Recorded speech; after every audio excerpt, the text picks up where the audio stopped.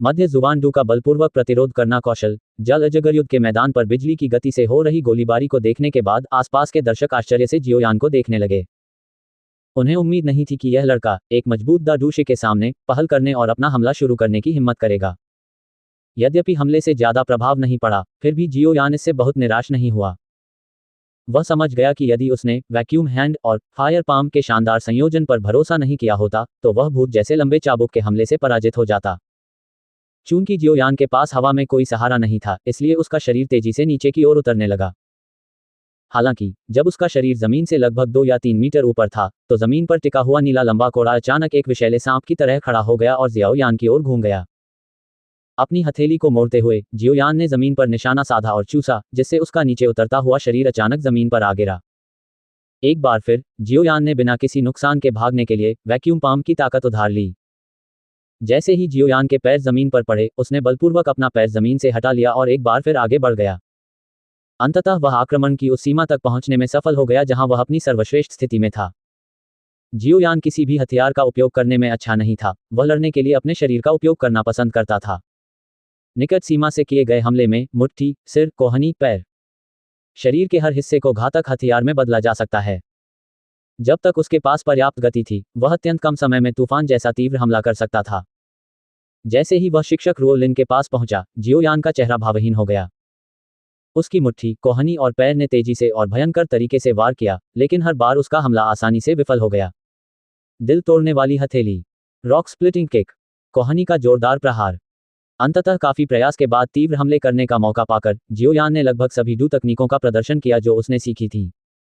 हालांकि इन हमलों से उन्हें कुछ भी हासिल नहीं हुआ। जियोयान की धारणा के अनुसार उसके सामने शिक्षिका रुओलिन ने अपने शरीर को क्रीम जैसी फिल्म की परत से ढक लिया था। हर बार जब वह उसके शरीर पर हमला करता तो उसका शरीर का अंग अजीब तरह से खिसक जाता। उसके प्रयास निरर्थक प्रतीत होते। एक अन्य हमले के दौरान जियोयान की नज़र टीचर रुओलिन की आंखों से मेल खा गई। उसका पूरा शरीर थोड़ा सा कांप उठा जब उसने उन आंखों में एक उपहासपूर्ण नजर देखी। अपनी सतर्कता बढ़ाते हुए जियोयान के पैर चलने ही वाले थे कि अचानक उसे एहसास हुआ कि उसके पैर पर एक चिपचिपा बल है जो उसे जमीन पर चिपका रहा है और उसे आगे बढ़ने से रोक रहा है। अचानक अप्रत्याशित परिवर्तन से जियोयान की आंखें सिकुड़ गईं।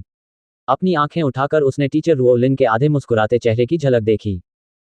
चूंकि उसका शरीर हिलने में असमर्थ था, इसलिए उसने अपनी मुट्ठी कस ली।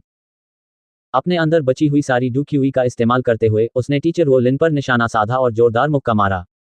Octane blast. जियोयान के दिल में विस्फोटक चीख के बाद उसकी मुट्ठी की नसें उछल गईं। एक हल्के पीले रंग की डूक्यूई ने उसकी मुट्ठी को घेर लिया। अंततः मुट्ठी ने एक तेज झटके के साथ शिक्षक रुओलिन पर जानलेवा प्रहार किया। जियोयान के हमले में अचानक तेजी आने से टीचर रुओलिन की आंखों में आश्चर्य की झलक दिखी। उसने अपना हाथ घुमाया, जिससे जियाओयान की मुट्ठी से संपर्क करने से पहले उसकी हथेली पर एक सघन जल ऊर्जा चक्रवात उत्पन्न हुआ। टकराना। खाली मैदान में गड़गड़ाहट जैसी आवाज गूंजी, जिससे दर्शक बार बार एक दूसरे की ओर तिरछी नजरों से देखने लगे। मुट्ठी और हथेली कुछ क्षण के लिए संपर्क में रही, उसके बाद टीचर रुओलिन कुछ कदम पीछे हट गईं। उसके चेहरे पर मुस्कान थी जब उसने कहा, ऐसा लगता है कि आपको छुट्टी नहीं मिलेगी। जब उसका शरीर 2-3 बार हिंसक रूप से हिला, तब जाकर सफेद चेहरे वाला जियोयान उस आदान प्रदान से उत्पन्न सदमे से उबर पाया। उसने अपना सिर नीचे किया और अपने पैरों की ओर देखा, तभी उसे एहसास हुआ कि वह अनजाने में लंबे नीले चाबुक द्वारा बनाए गए पानी के जाल में फंस गया था। इसमें कोई आश्चर्य नहीं कि जब मैं हमला कर रहा था तो उसने जवाबी कार्रवाई नहीं की। वह मुझे अपने बिछाए जाल में फंसाने की कोशिश कर रही थी। पिछले दृश्य के बारे में सोचते हुए जियोयान को आखिरकार टीचर रुओलिन का मकसद समझ में आ गया। वह उस बिजली जैसी तेज गति का मुकाबला करने का तरीका सोचने की कोशिश कर रही थी जिस पर उसे गर्व था। यह महिला कोई हल्की नहीं है। जियोयान ने अपनी पूरी ताकत लगाई और अपना पैर उठाने का प्रयास किया। हालांकि जियोयान की वर्तमान ताकत के साथ वह उस जाल से कैसे बच सकता था जिसे दादूशे ने सावधानीपूर्वक स्थापित किया था। हा, जियाओयान, सब कुछ खत्म हो जाएगा। यह आखिरी दौर है। जियोयान की अनियमित अभिव्यक्ति पर मुस्कुराते हुए शिक्षक रुओलिन हंसे। उसने अपना सफेद हाथ बढ़ाया और नीले रंग के लंबे कोड़े को अपनी बांह के चारों ओर लपेटने के लिए मजबूर किया। शिक्षक रुओलिन की हथेली ने चाबुक के हैंडल पर विशाल सांप के मुंह को कसकर पकड़ रखा था।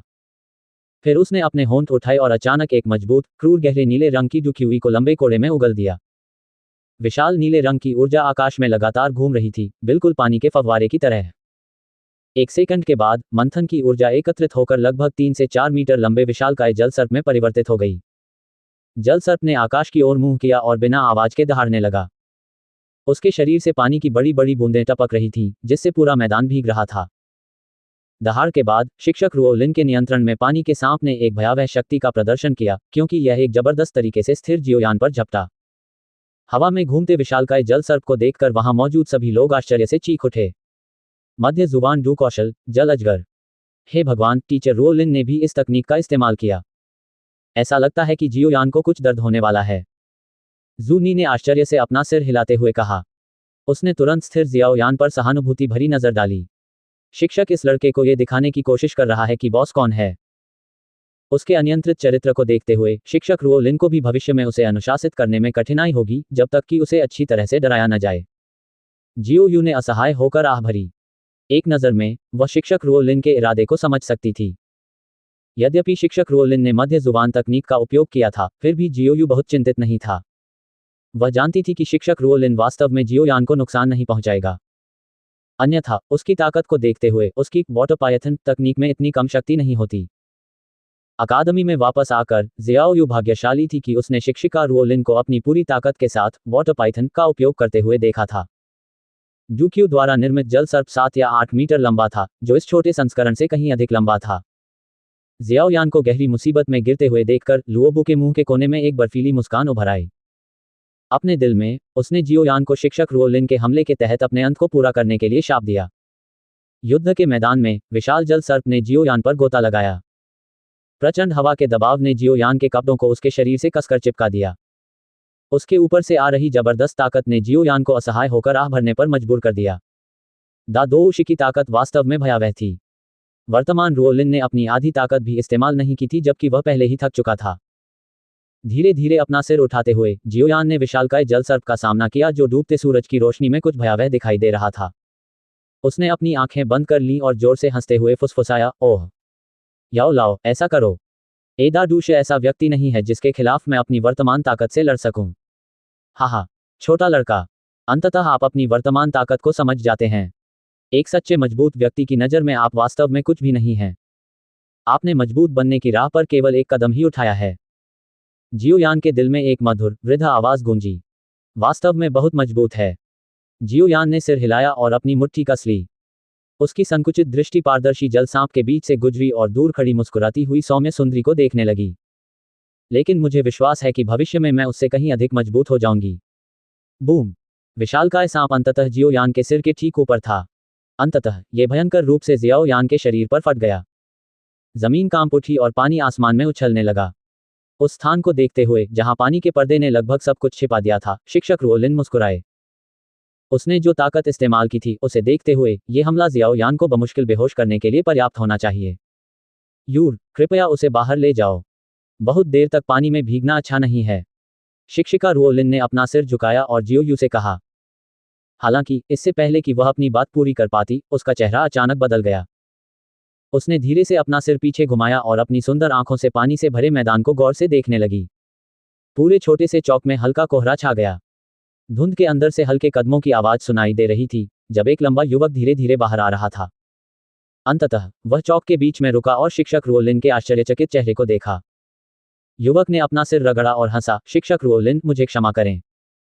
ऐसा लगता है कि आप इस 1 साल की छुट्टी से भाग नहीं सकते। धुंध के नीचे खड़े उस युवक का मुस्कुराता हुआ चेहरा देखकर सभी के चेहरे पर गहरा आश्चर्य उभर आया। जियोयान को देखते हुए, जिसके कपड़े पानी के पर्दे के नीचे खड़े होने के बावजूद भी जरा भी गीले नहीं थे, शिक्षक रुओलिन के चेहरे पर आश्चर्य धीरे धीरे कम हो गया। एक बार फिर मुस्कुराते हुए युवक को देखने के बाद उसने धीरे से कहा, छोटे लड़के में कुछ क्षमता है। लगता है मैंने आपको कम आंका है। हाँ, मैं तो भाग्यशाली था। अगर टीचर रुओलिन ने अपनी पूरी ताकत लगा दी होती तो मैं 3 राउंड तक टिक नहीं पाती। जियोयान ने अपना सिर हिलाते हुए कहा। अगर मुझे एक नए छात्र जो 4 सितारा डूजे है के खिलाफ अपनी पूरी ताकत का उपयोग करना पड़ा, तो मैं अकादमी में कैसे जीवित रह पाऊंगा। उसकी बातें सुनकर शिक्षक रुओलिन ने जियोयान को तिरस्कार भरी नजर से देखा और नाखुश स्वर में कहा, चूंकि आपने मेरी शर्त पूरी कर दी है, इसलिए मैं आपको 1 साल की छुट्टी देता हूं। ओह! शिक्षिका रुओलिन ने हल्की सी आह भरी और असहाय भाव से अपना सिर हिलाया। ये स्पष्ट था कि जियाओयान द्वारा उसकी शर्त पूरी करने के बाद भी वह 1 साल की छुट्टी को मंजूरी देने के लिए तैयार नहीं थी। हाँ, आपकी मदद के लिए धन्यवाद टीचर रुओलिन। उसकी स्वीकृति सुनकर जियोयान ने अपने दिल में राहत की बड़ी सांस ली। उसके चेहरे पर खुशी झलक रही थी। अरे, दूसरे लोग उत्सुकता से अकादमी में अधिक समय बिताना चाहते हैं, लेकिन तुम, छोटे सन की, इतना लंबा ब्रेक लेना चाहते हो। आप सचमुच जानते हैं कि लोगों को सिरदर्द कैसे दिया जाता है। अकादमी लौटने के बाद, मैं काफी समय तक आपकी छुट्टी की समस्या को सुलझाने में व्यस्त रहूंगा। शिक्षिका रुओलिन ने जियाओयान के उत्साहित तरीके को देखकर कड़वी मुस्कान दी। जियोयान ने शर्मिंदगी से मुस्कुराहट दी, लेकिन वह चुप रहा।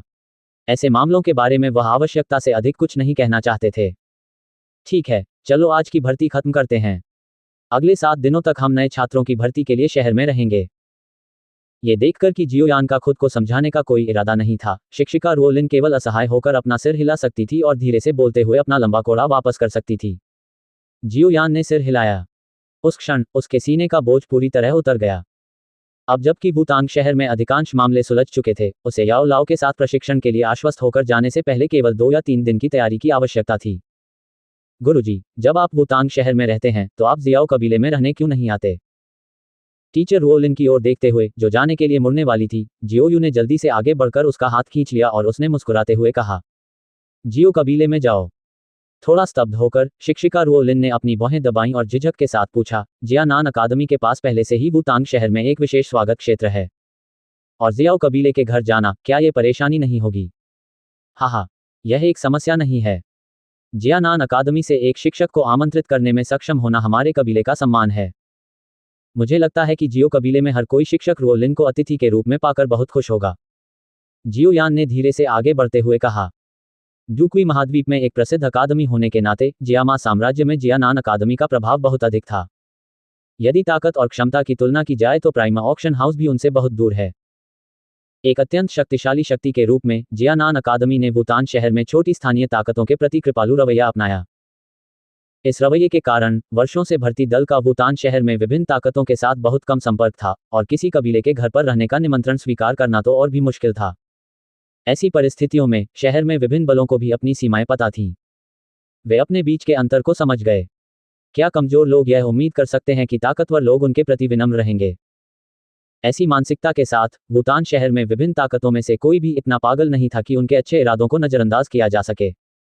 इसलिए जब जियानान अकादमी से भर्ती दल आया तो उन्होंने दूर से ही सम्मानजनक रवैया बनाए रखा।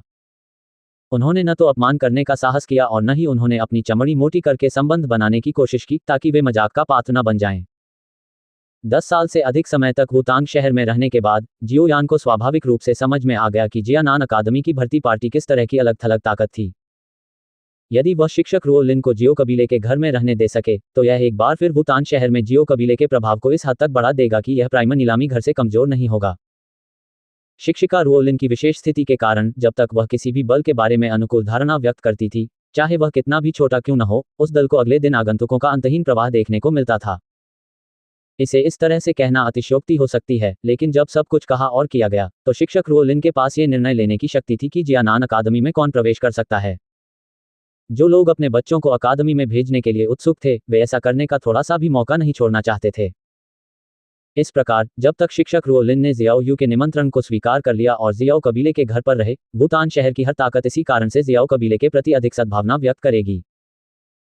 कुछ समय पहले हीलिंग मेडिसिन की बिक्री से भारी मुनाफा कमाने के बाद टीचर रुओलिन द्वारा जियो कबीले के प्रति अपना पक्ष दिखाने से जियो कबीले के हाल ही में हुए तीव्र विस्तार के दौरान उत्पन्न हुई किसी भी समस्या का खूबसूरती से समाधान हो जाएगा।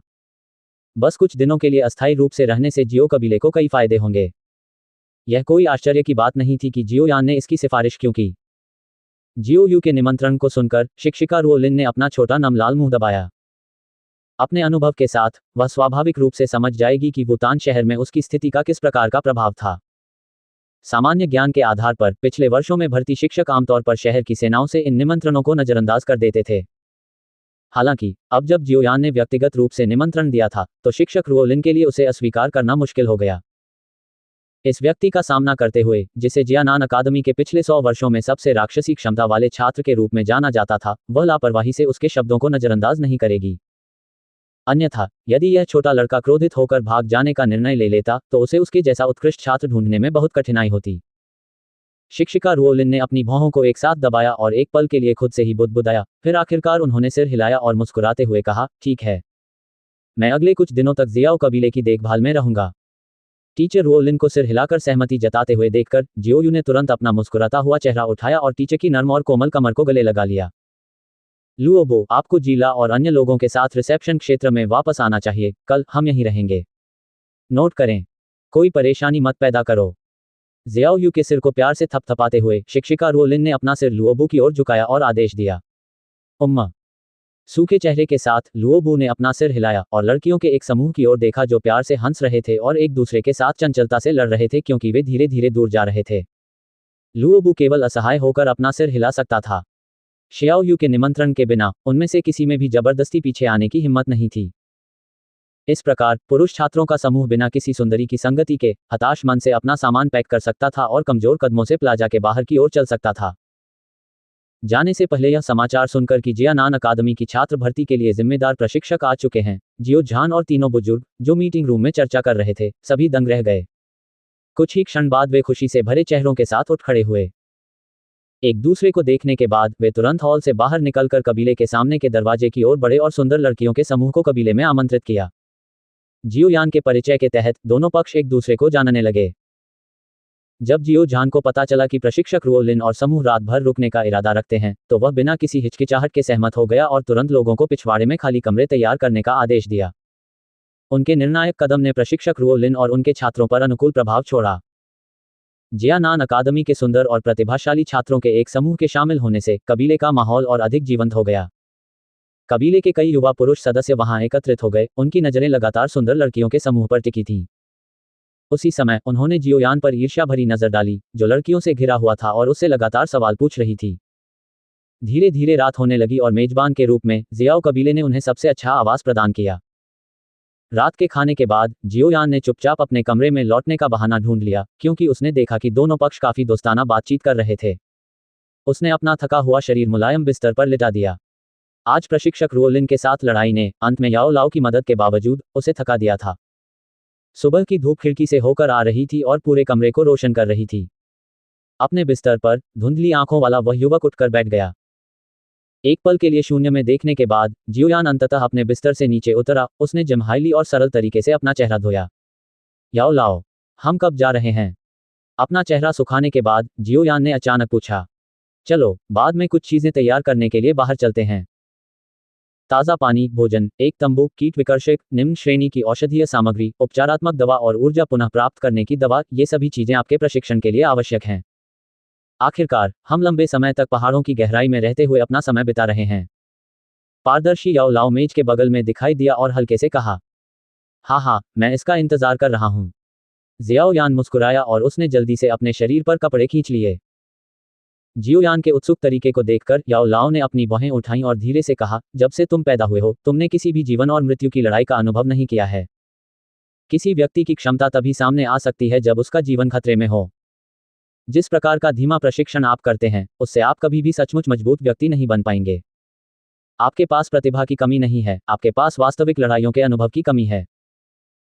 लापरवाही से अपने हाथ में चाय के कप के साथ खेलते हुए याओ लाओ ने जियोयान की ओर देखा, जिसकी कपड़े पहनने की गति धीमी हो गई थी, और लापरवाही से कहा, केवल रक्तपात का अनुभव करने के बाद ही आप वास्तव में बदलाव महसूस करेंगे। जियोयान ने धीरे से अपनी मुट्ठी कस ली और अपना चेहरा ऊपर उठाकर याओ लाओ की ओर मुस्कुराया। मुझे विश्वास है कि मैं इस पर काबू पा लूंगा। आत्मविश्वास रखना अच्छी बात है। याओ लाओ, जो जियोयान के आत्मविश्वास से बेहद संतुष्ट था, मुस्कुराया और अपना सिर हिलाया। हाँ, लेकिन गुरुजी, डी क्लास डू तकनीक जिसका आपने पिछली बार उल्लेख किया था, तुम मुझे कब पढ़ाओगे? जियाओयान ने हंसते हुए आगे बढ़कर पूछा। वह लंबे समय से डी क्लास डू तकनीक का इंतजार कर रहे थे। टीएल हुआंग लेस देन जुबान लेस देन दी लेस देन तियान मुस्कुराते हुए जियाओयान को देखते हुए याओ लाओ के चेहरे पर एक चिढ़ाने वाला भाव प्रकट हुआ। आराम करो। चूंकि मैंने कहा है कि मैं तुम्हें सिखाऊंगा, इसलिए मैं अपनी बात से पीछे नहीं हटूंगा। भूटान शहर छोड़ने तक प्रतीक्षा करें। हे धीरे धीरे मुझसे सीखने के लिए तैयार रहो। याओ लाओ के तरीके को देखकर जियोयान का दिल अचानक बेचैन हो गया। वह 2 बार सूखी हंसी के ठहाके लगाए, लेकिन निरर्थक बातचीत जारी नहीं रखी। सारी चीजें अपनी जेब में डालने के बाद उसने दरवाजा खोला और चला गया। उस समय प्रशिक्षक रुओलिन और अन्य लोग कल से पुनः प्लाजा में पहुंचे और भर्ती शुरू कर दी। कबीले का घर एक बार फिर खाली हो गया था। कुछ छोटे छोटे चक्कर लगाने के बाद जियोयान अपने कबीले के घर के सामने के दरवाजे से बाहर निकल गया। बाहर का दृश्य देखकर वह अचानक स्तब्ध रह गया। मुख्य प्रवेश द्वार के बाहर चौड़ी सड़क पहले से ही गाड़ियों से भरी हुई थी। इन भव्य रूप से सजी गाड़ियों पर अनेक शिखर बने हुए थे। इन शिखाओं से जियोयान पहचान सकता था कि उनमें से अधिकांश भूटान शहर में काफी मजबूत ताकतों के थे। तस्क तस्क, उन्होंने ये खबर बहुत जल्दी सुन ली है। जियोयान ने अपना सिर हिलाया और आश्चर्य से आह भरी। एक बार फिर जियोयान ने भूटान शहर में जियानान अकादमी छात्र भर्ती पार्टी के विशाल प्रभाव की सराहना की। अपनी नज़र को बेतरतीब ढंग से भटकने देने के बाद जियोयान ने अंततः उसे पुनः प्राप्त कर लिया। उसने इन लोगों को अनदेखा करते हुए अपने कदम चौड़े कर लिए और सीधे आगे बढ़ गया। जियानान अकादमी की छात्र भर्ती के कारण जीवंत हो चुकी सड़क पर चलते हुए जियोयान धीरे धीरे शहर के मध्य में स्थित नीलामी घर की ओर बढ़ गया। जब वह अपने गंतव्य के निकट पहुंचने वाला था तो उसने धैर्यपूर्वक उस बड़े काले लबादे को अपने ऊपर खींच लिया, जैसा कि उसने पहले कई बार किया था। तभी वह आश्वस्त होकर नीलामी घर में चला गया, जो सामान्य से भी अधिक भीड़भाड़ वाला था। याफेई सुरुचिपूर्ण ढंग से एक कुर्सी पर बैठी थी, जिसमें उसका दाहिना पैर उसके बाएं पैर के ऊपर था, जिससे उसकी लंबी पोशाक के नीचे एक आकर्षक सफेदी दिख रही थी। उस समय याफेई अपने हाथ में कागज की एक लंबी पुस्तिका पकड़े हुए थी। अंततः सामग्री की सूची पूरी करने में उसे काफी समय लग गया। उसके मोहक चेहरे पर आश्चर्य का भाव प्रकट हुआ। अपना सिर उठाकर उसने अपने बगल में खड़े काले लबादे वाले आदमी को देखा और आश्चर्यचकित स्वर में पूछा, जियोयान दीदी, आपने बाहर जीवित रहने के लिए आवश्यक इतनी सारी चीजों की सूची क्यों बनाई है? मुझे मत बताओ कि तुम यात्रा पर जाने की योजना बना रहे हो। गुंजन, मैं अगले कुछ दिनों में भूटान शहर छोड़ दूंगा। शायद मुझे लौटने में 1 या 2 साल लग सकते हैं। जियाओयान ने हल्के से चाय पीते हुए कहा। 1 या 2 साल? याफेई उन शब्दों को सुनकर दंग रह गई और उसने पूछा, आपको इतना समय क्यों चाहिए? आप क्या करने का इरादा रखते हैं?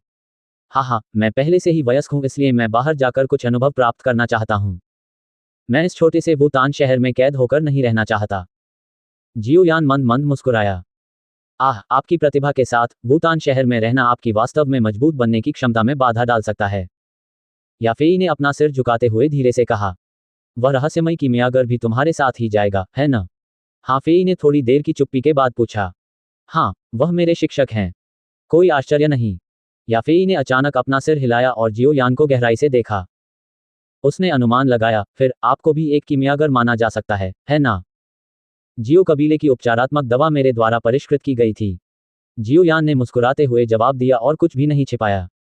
हे चाचा गोनी रक्त का थक्का जमाने वाले पाउडर के शोधन के स्तर से कुछ सुराग पाने में कामयाब रहे। वह यह अनुमान नहीं लगा पाया कि वह आप ही थे। इसका एकमात्र कारण यह है कि वह आपके और किमियागर के बीच के रिश्ते के बारे में नहीं जानता है। हाफेई ने जियोयान के शब्दों पर बिना ज्यादा आश्चर्य जताए शांति से सिर हिला दिया। यह स्पष्ट था कि वह पहले से ही सच्चाई का कुछ अनुमान लगा चुकी थी। कृपया सभी सामान तैयार करने में मेरी मदद करें और मेरे कार्ड से लागत काट लें। मुझे अस्वीकार मत करो। मैं जाने से पहले किसी पर एहसान नहीं करना चाहता। जियोयान ने अपनी जेब से एक पीला सुनहरा कार्ड निकाला और हाफी को सौंप दिया। कार्ड में 4 लाख से अधिक सोने के सिक्के थे, जो जियाओ कबीले द्वारा बेची गई औषधीय दवाओं से होने वाले लाभ में उसका हिस्सा था। ठीक है। कुछ असहाय महसूस करते हुए याफी ने सिर हिलाया और कार्ड प्राप्त कर लिया। उसने एक महिला नौकर को बुलाया और कार्ड तथा कागज का स्क्रॉल दोनों उसे सौंप दिया तथा नौकर को आदेश दिया कि वह जल्दी से इसे देखे। मेरे जाने के बाद मुझे उम्मीद है कि प्राइमर नीलामी घर जियाओ कबीले का ख्याल रखेगा। भविष्य में अगर याफी जी को किसी चीज में मदद की जरूरत होगी तो मैं निश्चित रूप से उसे टालूंगी नहीं। जियोयान ने मुस्कुराते हुए कहा। उसने अपना सिर उठाया और अपने सामने खड़ी आकर्षक महिला को देखा, जिसे एक स्टनर कहा जा सकता है। हे चूंकि आपने मुझे पहले ही हाँ फीजी कहकर संबोधित किया है, तो मैं आपको कैसे अस्वीकार कर सकता हूँ? वैसे भी मैं असीम क्षमता वाले किसी किमियागर की कृपा पाने के लिए कुछ भी करने को तैयार हूँ, भले ही इसके लिए मुझे अपनी जान ही क्यों न देनी पड़े। जियोयान के उसे संबोधित करने का तरीका, जो काफी अधिक ईमानदारी से भरा था, ने हाफी की सुंदर लंबी संकीर्ण आंखों को एक आकर्षक कोण में बदल दिया। उसने अपने सुगंधित गालों को हाथों से पकड़ा हुआ था और वह काले लबादे से छिपे युवक के चेहरे के कोने को देख रही थी, जबकि वह अस्थिर भाव से अपनी आंखें झपका रही थी। उसके मोहक परिपक्व चेहरे पर एक हल्का सा मोहक आकर्षण उभर आया। प्रलोभन से भरी एक सुन्न कर देने वाली आवाज ने जियोयान के दिल को कांपने पर मजबूर कर दिया। तुरंत उसने अपना सिर हिलाया।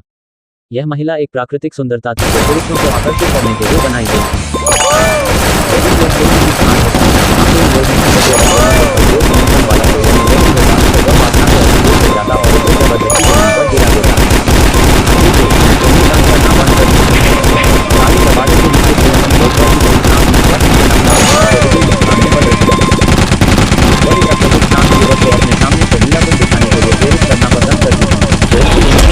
को दिखाना चाहिए। जियोयान दीदी, मैं ये देखने के लिए उत्सुक हूं कि जब आप एक बार फिर वुतान शहर लौटेंगे तो आपको किस तरह की ताकत हासिल होगी। याफेई ने धीरे से कहा, जैसे ही उसकी आकर्षक मुस्कान उसके चेहरे से गायब हो गई। मैं भी इसका इंतजार कर रहा हूं। मुस्कुराते हुए जियोयान ने अपना सिर उठाया और पर्दे के पीछे से उसकी ओर तेजी से आती महिला नौकरानी पर नजर डाली। वह धीरे से उठ बैठा, हाथ हिलाया और बोला, मैं जा रहा हूं। यह संभवतः आखिरी बार है जब मैं जाने से पहले यहां आऊंगा। शान से खड़ी होकर याफेई सुंदर ढंग से जियोयान के सामने खड़ी थी और उस युवक को देख रही थी जिसके साथ वह पिछले 1-2 वर्षों से घुल मिल रही थी। यद्यपि उनके रिश्ते का अधिकांश हिस्सा व्यवसाय से जुड़ा था, लेकिन याफी के मन में इस थोड़े कम उम्र के उदासीन दिखने वाले युवक के लिए एक अलग तरह का प्यार था। ये प्रेम एक पुरुष और एक स्त्री का प्रेम नहीं था। इसके बजाय ये कुछ भाई बहन के बीच की भावना जैसा था। अपना हाथ बढ़ाकर हाफेई ने जियोयान के कंधों को थपथपाया। उसकी सजीव आंखों में हल्की उदासी झलक उठी। अपना ध्यान रखना। अपनी आंखें उठाकर जियोयान ने अपनी नजरें इस प्रसिद्ध सुंदरता पर टिका दी, जिसके बारे में वुतान शहर में बहुत कम लोग जानते थे। वह अचानक मुस्कुराया, आगे बढ़ा और अपना हाथ बढ़ाकर याफी की सांप जैसी सुडौल कमर को हल्के से पकड़ लिया जो प्रलोभन से भरी हुई थी। जैसे ही जियोयान के हाथ ने उसकी उत्तम कमर को छुआ, जिस पर वुतान शहर के अनगिनत पुरुष लार टपकाते थे, उसने महसूस किया कि उसका शरीर अकड़ गया था। काफी समय बाद ही इसकी मूल कोमलता पुनः बहाल होने लगी। याफेई वहीं पर स्तब्ध रह गई। जियोयान द्वारा इस तरह विशेष तरीके से विदाई दिए जाने से उसका चेहरा थोड़ा लाल हो गया था। हालांकि वह भाग्यशाली थी कि जियोयान ने अगला कदम नहीं उठाया, अन्यथा उसने वास्तव में सोचा होगा कि इस छोटे लड़के की वासना बढ़ गई थी। अपना ख्याल रखना, हाफेई जी। मैं जानता हूं कि आपकी पहचान महज एक मुख्य नीलामीकर्ता की नहीं है, लेकिन मैं गंभीरता से आपसे कुछ कहना चाहता हूं। अपनी ठोड़ी को याफी के कंधों पर रखते हुए जियोयान ने उसकी हल्की शरीर की गंध को गहराई से सूंघा। उसके मुंह का कोना चिढ़ाते हुए बोला, भविष्य में तुम्हें कभी किसी दूसरे आदमी को इस तरह गले लगाने की इजाजत नहीं देनी चाहिए। क्योंकि मेरे अलावा अन्य पुरुष जब तुम्हें गले लगाएंगे तो यही सोचेंगे कि तुम्हें बिस्तर पर कैसे ले जाएं। ये सुनकर याफेई चौंक गई। तुरंत ही उसके चेहरे पर एक आकर्षक लाली छा गई और उसने डांटते हुए कहा, छोटे लड़के, तुमने मेरा मजाक उड़ाने की हिम्मत कैसे की? मुझे लगता है कि आप ही ऐसा सोचते हैं। हा, दिल खोलकर 2 बार हंसते हुए जियोयान ने अपने हाथों की कोमलता को पकड़ना बंद कर दिया और बिना किसी हिचकिचाहट के अपने हाथ वापस खींच लिए। याफेई की ओर हाथ हिलाकर वह मुड़ा और बाहर चला गया। अलविदा, हाफेई जी। 1 साल बाद मिलेंगे। धीरे से हंसते हुए जियोयान दरवाजे की ओर चला गया, जहां महिला नौकर, जो याफी के साथ जियोयान के अंतरंग कृत्यों को देखकर पूरी तरह से हैरान थी, खड़ी थी। मुस्कुराते हुए उसने चांदी की प्लेट से अपना सुनहरा कार्ड और 2 छोटी अंगूठियां निकाली। धन्यवाद कहने के बाद वह पीछे मुड़कर देखे बिना नीलामी घर से बाहर चला गया। जियोयान की पीठ को धीरे धीरे एक कोने में गायब होते देखने के बाद ही याफी के चेहरे की लाली धीरे धीरे गायब हो गई। उसने अपनी कमर पर उस जगह को सहलाया जिसे जियोयान ने पकड़ रखा था। उसे एक हल्की गर्माहट महसूस हुई, एक असामान्य एहसास जिसने याफी के पैरों की ताकत को कमजोर कर दिया। एक लड़का जो अपनी इच्छाएं बताता है। लेकिन मैं सचमुच आपके लौटने के दिन का इंतजार कर रहा हूं। मैं सचमुच इतना अच्छा बिजनेस पार्टनर नहीं खोना चाहता। इसके अलावा मैं ये देखने के लिए वास्तव में उत्सुक हूं कि जब आप वापस लौटेंगे तो आप कितने ऊंचे स्तर पर होंगे। प्रस्थान जियोयान नीलामी घर से बाहर निकलकर सड़क के भीड़ भरे चौराहे पर खड़ा हो गया। वह उस शहर को बहुत देर तक देखता रहा जिसे वह 10 वर्षों से जानता था, फिर एकाकी आह भरी। उसने अपनी मुट्ठी कसकर बंद कर ली, मानो अपना मनोबल बढ़ाने के लिए। उसने धीरे से खुद से कहा, बाहर की दुनिया निश्चित रूप से अधिक रोमांचक होगी। जियोयान ने मुस्कुराते हुए अपने दिल में जमा आखिरी अवसाद को बाहर निकाल दिया और कदम दर कदम आगे बढ़ते हुए भीड़ में गायब हो गया। सभी आपूर्ति तैयार करने के बाद जियोयान ने आराम करने का फैसला किया और शेष 2 दिनों के लिए शांतिपूर्वक दिनचर्या का आनंद लिया। जियोयान की मनोदशा को समझते हुए याओ लाओ ने उसे परेशान करने के लिए कुछ नहीं कहा और जियोयान को अपने दिन की योजना बनाने की अनुमति दी। समझदार जुनैर इन 2 दिनों के दौरान जियोयान की शांति से कुछ महसूस करने में सक्षम थी, इसलिए जब भी उसे समय मिलता छोटी लड़की उसके साथ जाती थी। उसकी जीवंत आंखें अनिच्छा और लालसा से भरी थीं। इस स्थिति का सामना करते हुए जियोयान कुछ हद तक असहाय महसूस कर रहा था। एकमात्र काम जो वह कर सकता था वह था जब वे दोनों अकेले होते तो जुनैर को धीरे से सांत्वना देना, जिससे उसका मूड थोड़ा बेहतर हो जाता था। जैसे ही जियोयान कबीले में एक छोटे से रास्ते पर चला, उसने आलस से अपनी पीठ तान दी। आज वह दिन था जब उसे जाना था। वास्तव में उसने अभी अभी अपने पिता से मिलकर उन्हें अपनी योजनाओं के बारे में बताया था। Chapter 112 Entering the Map. हालांकि जियोयान के जाने की खबर से बेहद अनिच्छुक था, लेकिन वह स्पष्ट रूप से जानता था कि जियोयान को छोटे से वुतान शहर तक सीमित नहीं रखा जा सकता था और अपनी प्रतिभा को देखते हुए केवल बाहरी दुनिया के अंतहीन आसमान में ही वह अपने दिल की इच्छानुसार उड़ान भरने में सक्षम होगा। जब एक बाज का बच्चा बड़ा हो जाएगा तो वह आसमान में उड़ेगा। यानेर, भविष्य में अगर तुम्हें मौका मिले तो तुम जियामा साम्राज्य के ठीक बाहर स्टोन डेजर्ट सिटी में जाकर चारों ओर देख सकती हो। Chapter 112.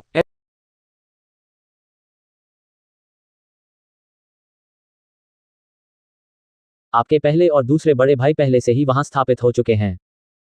पिछले कुछ वर्षों में उन्होंने डेजर्ट स्टील नामक एक भाड़े के समूह की स्थापना की, जो उस क्षेत्र में एक बड़ी ताकत बन गया है। जब जियाओयान ने अपने पिता द्वारा अध्ययन कक्ष में बताई गई बातों को याद किया तो उसके चेहरे पर एक हल्की सी मुस्कान उभर आई।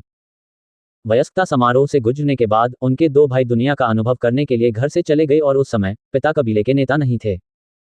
हाल के वर्षों में संभवतः इस तथ्य के कारण कि वापसी की यात्रा लंबी थी या क्योंकि वे अपने भाड़े के सैनिकों के समूह में व्यस्त थे, वे शायद ही कभी वुतान शहर लौटते थे। फिर भी जियाओयान को अभी भी वह भाईचारे का रिश्ता याद है जो उनके बचपन में था। जियोयान, एक महिला की कोमल और मुलायम आवाज ने जियोयान को रास्ते पर मुड़ते समय बीच में ही रुकने पर मजबूर कर दिया। सड़क के किनारे खड़ी खूबसूरत महिला को देखने के लिए अपना सिर उठाकर वह मुस्कुराए बिना नहीं रह सका और पूछा, प्रशिक्षक रोलिन, क्या आपको नामांकन तंबू में नहीं होना चाहिए? मैं कुछ चीजें लेने के लिए वापस आया था। फिलहाल जुनेर मेरी जगह ले रही हैं। हल्की मुस्कान के साथ प्रशिक्षक रोलिन धीरे से आगे बढ़ी और उनकी नजर जियाओयान पर पड़ी और फिर उन्होंने धीरे से पूछा, जाने की योजना बना रहे हो? हाँ। जियोयान ने अपना नाक रगड़ते हुए सिर हिलाया। सुनो, क्या ये आपने चीज जो यूएल और तुम्हारे बैग पे जुनएल को लगी सूचित कर दिया ये है? तो किसी ठीक है, एनिमे में थी ना। वरना जब हम अलग होंगे तो वे भावुक हो जाएंगे, इसलिए चुपचाप चले जाना ही बेहतर है। अपने कंधे उचकाते हुए जियोयान मुस्कुराया। यह आपके लिए आसान हो सकता है, लेकिन अन्य लोग इससे दुखी हो सकते हैं। प्रशिक्षक रोलिन ने जियाओयान को डांटते हुए देखा और फिर एक पल के लिए चुप हो गईं। इसके तुरंत बाद उसने कोमलता से कहा, मुझे उम्मीद है कि 1 साल बाद मैं मिस्टी क्लाउड गुड के साथ किसी के टकराव की खबर सुनूंगी। थोड़ा चौंककर जियोयान मुस्कुराया और सिर हिलाया। कुछ दिनों तक कबीले में रहने के बाद कुछ मुखर लोग नलन यानरान और उसके बीच की स्थिति के बारे में बात करने लगे, इसलिए जियोयान ने यह नहीं पूछा कि उसे कैसे पता चला। वास्तव में मुझे ये जानने में बहुत दिलचस्पी है कि जब उसे पता चलेगा कि अब आपके पास कितनी ताकत है तो उसके चेहरे पर किस तरह का भाव होगा। प्रशिक्षक रोलिन के चेहरे पर अचानक एक शरारती मुस्कान आ गई। अपने हाथ फैलाकर जियोयान जाने से पहले कुछ देर तक प्रशिक्षक रोलिन के साथ बातचीत करता रहा। उसकी चौकस निगाहों के नीचे वह धीरे धीरे चलते हुए रास्ते के अंत में लुप्त हो गया। जियोयान छोटे रास्ते से होते हुए अपने कमरे में चला गया। तकिए के नीचे से उसने 3 स्टोरेज रिंग निकाली। गहरे लाल रंग की एक अंगूठी अपनी उंगली में पहनते हुए उसने सावधानी से बाकी 2 अंगूठियों को अपनी छाती में पहन लिया। यद्यपि तीनों अंगूठियां निम्न श्रेणी की थीं, फिर भी वे अमूल्य वस्तुएं थीं। बाहर यात्रा करते समय किसी को अपने धन का खुलकर प्रदर्शन नहीं करना चाहिए। जियोयान इस सिद्धांत को स्पष्ट रूप से समझता था। जियोयान जो चीजें अपने साथ लाया था वे बहुत साधारण थी, उसका सारा सामान छल्लों में रखा हुआ था। जैसे ही वह दरवाजे पर खड़ा हुआ, जियोयान ने अब खाली कमरे को देखा और एक धीमी हंसी निकाली, जिसके साथ बंद दरवाजे की नर्म चरमराहट की आवाज भी थी। दरवाजे की दरारों के बीच से सूरज की आखिरी किरण धीरे धीरे गायब हो गई। जियोयान के जाने से किसी को परेशानी नहीं हुई। सामान्य पोशाक पहने एक युवक खाली हाथ मुख्य द्वार से बाहर निकला और कबीले के रक्षकों की सम्मानजनक निगाहों के बीच सड़क के अंत में धीरे धीरे गायब हो गया। शायद इन पहरेदारों को यह नहीं मालूम था कि इस बार जब वह गया तो उसे घर लौटने में 1 साल लग जाएगा। जुनेर का मन शांत नहीं था। युवा युवती के माथे पर उदासी देखी जा सकती थी। उसकी विचलित आंखों से कोई भी बता सकता था कि आज उसका दिल उसमें नहीं था। जूनियर जुनेर, थोड़ा पानी पियो। जुनेर के पास से एक कोमल पुरुष की आवाज सुनाई दी। एक सुंदर युवक अपने हाथ में ताजे पानी का एक कप पकड़े हुए मुस्कुरा रहा था। उसके विचारों की श्रृंखला पटरी से उतर गई। जुनेर ने अपना सिर उठाया और अपने बगल में खड़े सुंदर युवक को देखा। ये युवक वर्तमान नामांकन टीम में सबसे मजबूत था, यहां तक कि लुओबू भी उससे बहुत कमजोर था। इसके अलावा इस व्यक्ति के चेहरे पर लुओबू की तरह नकली मुस्कुराहट नहीं थी, जिसे आसानी से देखा जा सकता था। जब जुनेर ने अन्य महिला छात्रों के साथ बातचीत की तो उसने पाया कि टीम की कई लड़कियों की इस युवक के बारे में अच्छी धारणा थी, जो न केवल मजबूत था बल्कि आकर्षक और सौम्य भी था। हालांकि यद्यपि युवा लड़के की मुस्कान कोमल और अप्रभावी थी, लेकिन यह जुनेर का ध्यान आकर्षित नहीं कर सकी। उसने उसकी ओर देखा और फिर धीरे से अपना सिर हिलाया, कोई जरूरत नहीं है। धन्यवाद। जुनेर के ठंडे रवैये से युवक के चेहरे पर कोई बदलाव नहीं आया। उसने अपने कंधे उचका दिए जैसे कि उसे कोई परेशानी ही ना हो और पानी का कप रखते हुए वह हल्के से मुस्कुराया और बोला, आज के नामांकन परीक्षण में अगर जूनियर जुनेर की मदद न होती तो मुझे डर है कि हम काम में डूब जाते। परेशानी के लिए खेद है। प्रशिक्षक रोलिन ने मुझे आकर मदद करने के लिए कहा। जुनेर ने अपना सिर हिलाया और मुड़कर उस युवा लड़के की ओर देखा, जो ऐसा लग रहा था कि उसके पास कहने के लिए और भी बहुत कुछ है। फिर उसने धीरे से पूछा, वरिष्ठ, क्या मुझे कुछ समय अकेले में मिल सकता है? हे, क्षमा करें। मैं अक्सर बहुत ज्यादा बोलता हूँ। आपको परेशान करने के लिए क्षमा करें। युवक की मुस्कान थोड़ी सुस्त हो गई। इसके तुरंत बाद उन्होंने मुस्कुराते हुए सिर हिलाया और तंबू की ओर चल पड़े। हे, लिन नान, क्या हुआ? क्या तुम्हारे मन में उसके लिए भावनाएं हैं? जैसे ही वह तंबू के पास पहुंचा, अचानक एक प्रसन्न और चिढ़ाने वाली आवाज सुनाई दी। अपने कदम रोकते हुए उस युवक ने, जिसका नाम लिन नान था, लुओबू के मुस्कुराते हुए चेहरे की ओर एक नजर डाली। आराम करते हुए वह पास के एक तंबू के खंभे पर झुक गया और अपने हाथ में लिए कप से एक घूंट पीने लगा। Chapter 113. उन आंखों में जुनून नाच रहा था जब उन्होंने कहा, ऐसी उच्च श्रेणी की लड़की देखना बहुत दुर्लभ है। अकादमी में ऐसी कोई लड़की नहीं है जो उसकी तुलना कर सके। फिर भी उसे आप में कोई दिलचस्पी नहीं है। लुओबू ने मजाक किया और मुस्कुराया। उन्होंने कहा, रुचि को पोषित करने की जरूरत है, अभी भी समय है। इतनी जल्दी क्या है? लिन नान ने हल्के से मुस्कुराते हुए कहा। वह जियाओ यान नाम के लड़के के साथ उसके अच्छे संबंध हैं। ऐसा प्रतीत हुआ कि लुओबू ने लापरवाही से वह टिप्पणी कर दी, लेकिन उसी समय उसने दूर खड़ी युवती की ओर एक नजर डाली। पानी का हिलता हुआ कप थोड़ा धीमा हो गया क्योंकि लिन नान की भौहें कसकर एक साथ सिकुड़ गईं। क्या वह आदमी वास्तव में प्रशिक्षक रोलिन के साथ 20 राउंड तक जीवित रहा? ये सचमुच सच है। उस दिन आप कुछ अन्य लोगों के साथ परीक्षण के लिए बाहर गए थे, इसलिए आपको देखने का मौका नहीं मिला, लेकिन हम में से बाकी लोगों ने प्रशिक्षक रोलिन को वाटर सरपेंट का प्रयोग करते हुए व्यक्तिगत रूप से देखा। लेकिन वह आदमी फिर भी इसका विरोध करने में कामयाब रहा।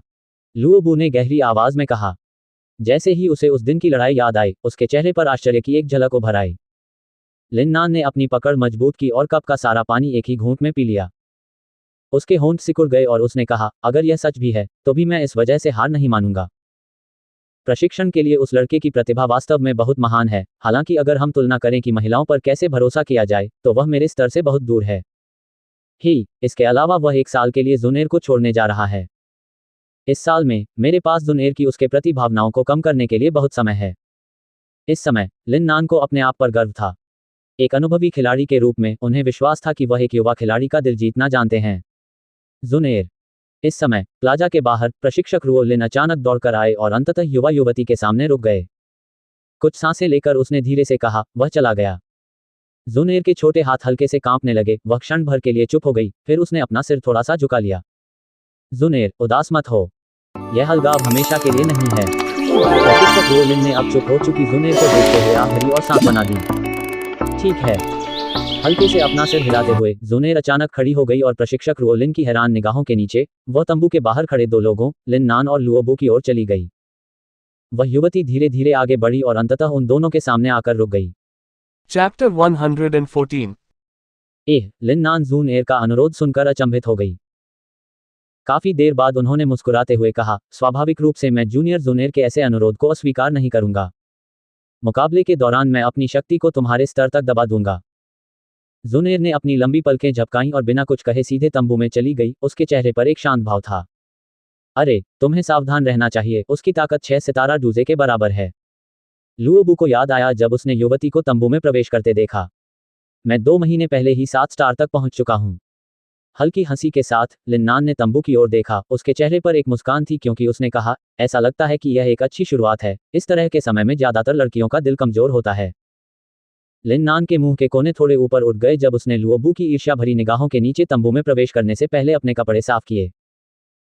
तंबू के बाहर खड़े होकर लुओबू ने तंबू का दरवाजा खुलने से पहले कुछ मिनट तक इंतजार किया और वह युवती चेहरे पर उदासीनता के भाव के साथ धीरे धीरे बाहर निकल गई। ये देखकर कि यह जुनेर थी जो पहले बाहर आई थी, लुओबू हैरान हुए बिना नहीं रह सका। फिर भी जब उसने युवती के चेहरे पर भाव देखा तो उसे पूछने के लिए अपना मुंह खोलने की हिम्मत नहीं हुई। युवती तंबू के बाहर खड़ी थी और अपना सुंदर चेहरा उठाकर डूबते हुए सूर्य की ओर देख रही थी। इस समय तक तो युवक शायद बहुत पहले ही शहर छोड़ चुका था, है न? जुनेर के नाजुक हाथ उसके माथे पर काले बालों के बीच से गुजरे। एक क्षण बाद उसने देखा और लुओबू से धीरे से कहा, भविष्य में जो कोई भी जियाओ यांगेगे के बारे में बुरा बोलेगा, उसे मैं मार डालूंगी। उन जीवंत और गतिशील आंखों को देखकर लुओबू खुद को मुस्कुराने के लिए मजबूर नहीं कर सका, बल्कि वह केवल इतना महसूस कर सका कि उसके दिल के भीतर एक ठंडक उभर रही थी। अपनी नजरें हटाते हुए जुनेर धीरे धीरे चौक से बाहर चली गई। प्रशिक्षक रुओलिन और लुओबू ने तंबू खोलने के लिए दौड़ने से पहले जुनेर के जाने का इंतजार किया, लेकिन दोनों ही चौंक गए। तंबू के अंदर लिन नान फर्श पर मुरझाया हुआ पड़ा था, उसका सुंदर चेहरा काला और नीला पड़ गया था। उसके शरीर के पास फर्श पर 10 खून से सने दांत बिखरे पड़े थे, अत्यंत क्रूर दृश्य।